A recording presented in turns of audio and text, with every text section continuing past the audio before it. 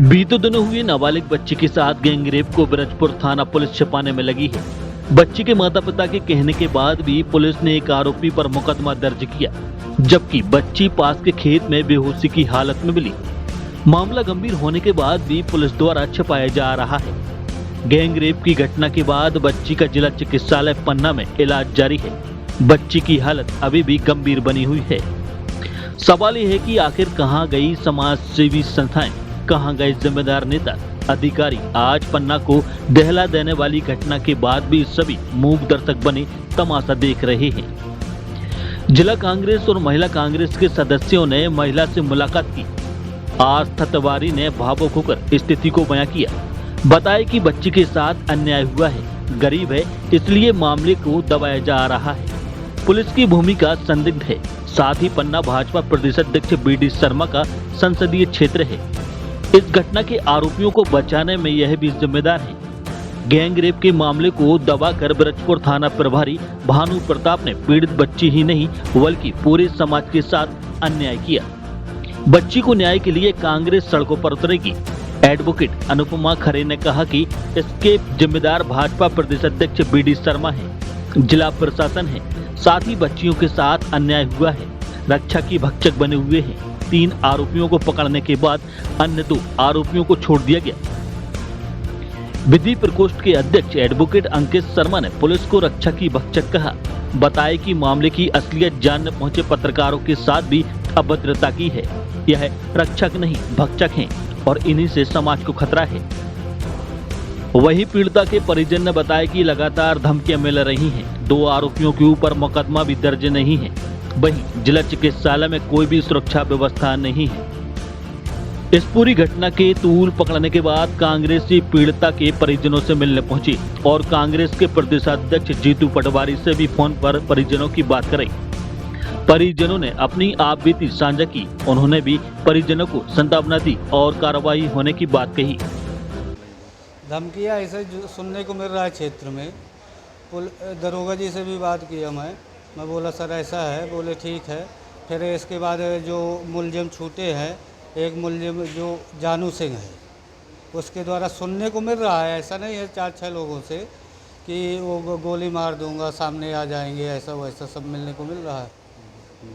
क्या घटनाक्रम क्या हुआ था? अब वो रात में हम लोग तो नहीं थे, हम बाहर थे। लड़की जब ये घर के बाहर गई तो ये 3 लोग थे, भागे गांव के लोग थे, देखे भी। लड़की भी बोल रही है, ऐसा कुछ नहीं है।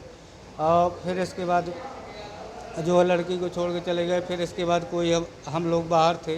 फिर हम इसके बाद हमारी फ़ोन में बात हुई कि ऐसा ऐसा। फिर पुलिस को हमने 101 में 181 में भी कॉल किए। फिर पुलिस गई बाद में।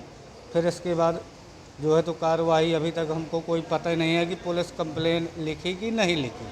हमको अभी तक कोई जानकारी नहीं है। अभी जानकारी मिली है कि सिर्फ एक आरोपी बनाया है। हाँ, अभी हमको कोई ये नहीं है कि कितने मुलजिम हुए, कितने क्या है, हमको कोई जानकारी नहीं। वही अब मेडिकल में भी ये मालूम नहीं है कि मेडिकल रिपोर्ट में क्या है। अच्छा, पुलिस ने आपको भी स्थिति नहीं बताई? कोई स्थिति नहीं, ना कोई संपर्क हुआ जब से हमसे।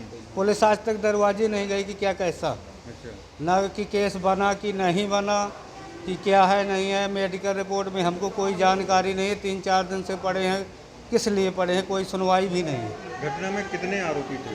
3 आरोपी। अच्छा, ये भी बात सामने आ रही है कि उस दिन पुलिस का कहना है कि पीड़ित और पीड़ित के परिजनों के द्वारा एक आरोपी का नाम बताया गया है। पीड़ित के जब परिजन कोई है थे नहीं, न उसका पिता था, न मैं था, न हमारा बड़ा भाई था।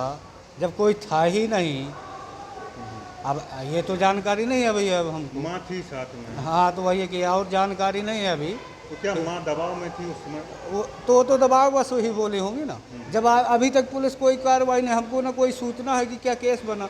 अभी तक ये भी पता नहीं है कि मेडिकल रिपोर्ट क्या आई, कोई सूचना नहीं है।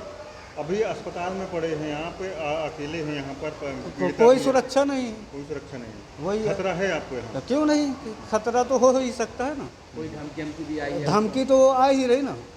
कैसी आई है? वही कि ये सुनने को मिला यहाँ का एक दूसरे से गांव में, तो जानते कि वो बोल रहे हैं मुलजिम की गोली मार देंगे, ऐसा करेंगे वैसा करेंगे।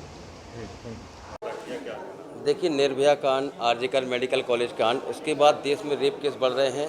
तो ये मामला पक्ष विपक्ष का नहीं है, ये मामला रेप पीड़िता के साथ खड़ी, मतलब ये मामले में पूरे समाज को, सारे दलों को उस बच्चे के साथ खड़ा होना चाहिए। तो किसी को आना पड़ रहा है उसको न्याय दिलाने के लिए, उसके बाद पुलिस पे दुर्व्यवहार के आरोप लगाए जा रहे हैं कि पुलिस 3 की जगह 1 आरोपी बना रही है। रेप जैसे मामले केस में पुलिस को निष्पक्ष जांच करनी चाहिए, तो तुरंत आरोपियों को गिरफ्तार करना चाहिए। सुरक्षा की बात अगर आप करें तो कुछ दिनों पहले जो सुरक्षा देने वाले लोग हैं उनसे ही सबसे असुरक्षा है। पत्रकारों को उन्हें भगा दिया गया था, मतलब जो सुरक्षा देने वाले सबसे ज़्यादा दिक्कत उनसे ही है, उनसे ही तो खतरा है, तो सुरक्षा देगा कौन? आज के समय में बच्चियां बिल्कुल अपने घर पे भी सेफ नहीं है, ये उस लड़की ने बताया।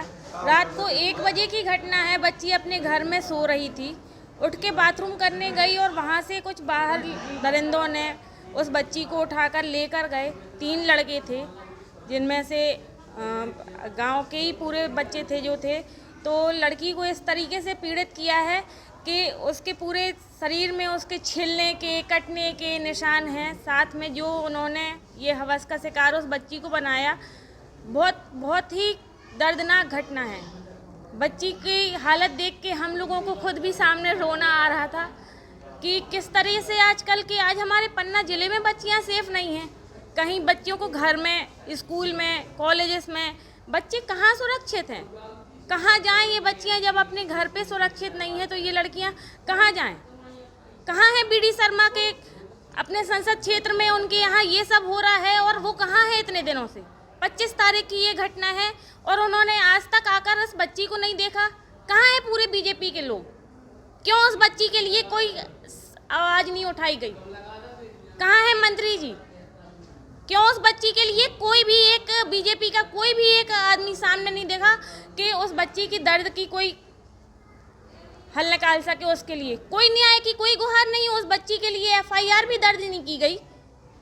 100 नंबर से फ़ोन नहीं उठाया गया। 181 में बाद में कई बार फ़ोन लगाने के बाद फिर लोग आए, फिर भी उन लड़कों को पहले अरेस्ट करने के बाद कुछ देर के बाद उनको छोड़ दिया गया। तो क्यों उन पे FIR दर्ज नहीं की गई? मैं बीजेपी सरकार से ये पूछना चाहती हूँ कि क्यों हमारे प्रदेश में और हमारे ज़िले में बच्चियाँ सेफ नहीं हैं? प्रदेश अध्यक्ष बीडी शर्मा जी है ना, कहाँ है वो आज इस समय पर उस लड़की के साथ? कोई दिखा रहा है क्या यहाँ पर?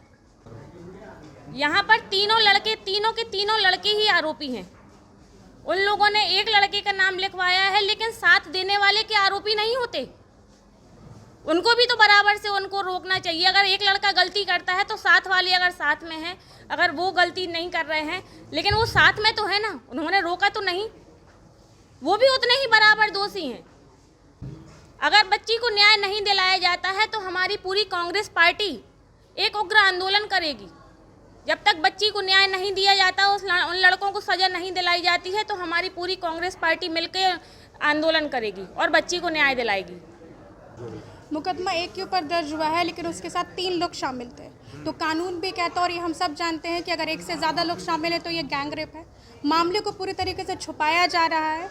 अब इसमें किसका हाथ है? मुझे तो लगता है बिल्कुल भी इसमें कोई राजनीतिक दबाव है, तभी 2 आरोपी नहीं बनाए गए। क्योंकि कानून के समक्ष सबको अधिकार है अपनी रिपोर्ट लिखवाने का। और उसकी एक और यहाँ पे एक सबसे बड़ी गलती है, गलती ही मानेंगे हम लोग इसको। एक मार्मिक तथ्य में एक महिला आपका स्टेटमेंट लेने एक बच्ची का लेने नहीं आई, पुरुष ले रहे हैं। ये कैसे हो सकता है? रेप के केसेस में एक महिला आती है, वो उसको बता सकती है कि उसके साथ क्या हुआ है, कैसे हुआ है। 26 की तारीख से लेके आज आप बताइए आज कितनी तारीख है? आज 29 तारीख हो रही है। हमारे यहाँ 5 दिन पीड़िता पड़ी रहती है, उसके लिए कोई कार्रवाई नहीं होती है। हमारे प्रदेश अध्यक्ष कहाँ सो रहे हैं? हमारे माननीय प्रधानमंत्री जी कहाँ सो रहे हैं? उड़ीसा से वो सुभद्रा योजना दायर करते हैं, लागू करते हैं। यहाँ से महिला सुरक्षा योजना नहीं है उनकी। कोई महिलाओं के लिए सुरक्षा योजना उन्हें नहीं बनाई है कि महिलाएं हमारे कैसे सुरक्षित रहें, बच्चियाँ कैसे सुरक्षित रहें।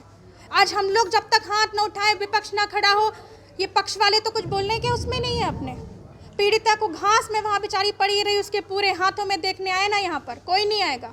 हमारे शीर्ष नेतृत्व हमारी विभा मैम की तरफ से हम लोग यहाँ पर आए हैं, वहाँ से भी महिलाओं के लिए कार्रवाई करने के लिए उन्हें बोला है कि जो नहीं कर रहे हैं। और अगर ये काम नहीं हुआ तो हम सब महिला अधिवक्ता संघ, हमारे जितने भी पदाधिकारी हैं कांग्रेस के, एक बड़ा आंदोलन करेंगे। और ये उग्र आंदोलन होगा कि 24 घंटे में पीड़िता की रिपोर्ट नहीं लिखी गई और उसको हर मुमकिन वो सुविधा नहीं दी गई तो जो दी जानी चाहिए। पुलिस कहाँ सो रही है? पुलिस कहाँ सो रही है? आप बताइए कहाँ सो रही है? 3 आरोपी में से आप एक आरोपी बना रहे, पूछे प्रदेश अध्यक्ष से उनके कहाँ सुन रहा है उनका प्रशासन। यहाँ पे कोई आपको सुरक्षा व्यवस्था देखने की मिली? पीड़ित यहाँ पे है, कोई पुलिस प्रोटेक्शन? कुछ भी नहीं है, कुछ भी नहीं है, कुछ भी नहीं है। आरोपियों को जब आपने आरोपी बनाया, कोई सुरक्षा भी नहीं है। 100 नंबर डायल करते हैं, 2 बार डायल करते हैं, उनके लिए कोई सुरक्षा नहीं आती है थाने से। क्या प्रशासन है ये? हमारे वीडी शर्मा जी बताएं, अब इसका आंसर देंगे। मुझे लगता है उनसे भी आप लोगों को बात करनी चाहिए इस बारे में। पीड़ित यहाँ पर है, 2 आरोपी फरार बताए जा रहे हैं, 3 लोगों का नाम सामने आ रहा है, एक पर ही मामला दर्ज है। क्या कितनी सुरक्षा है यहाँ पर, कितनी सुरक्षा है? पहली बात तो ये 3 आरोपी बनाए गए थे और तीनों को अरेस्ट किया गया था, ये हम लोग ने वहाँ पे पता किया। एक उसमें से अभी तक है, 2 को फरार किया है। अब कैसे फरार किया प्रशासन बताएगी आपको। बुंदेलखंड प्लस के लिए पन्ना से अरमान खान की रिपोर्ट।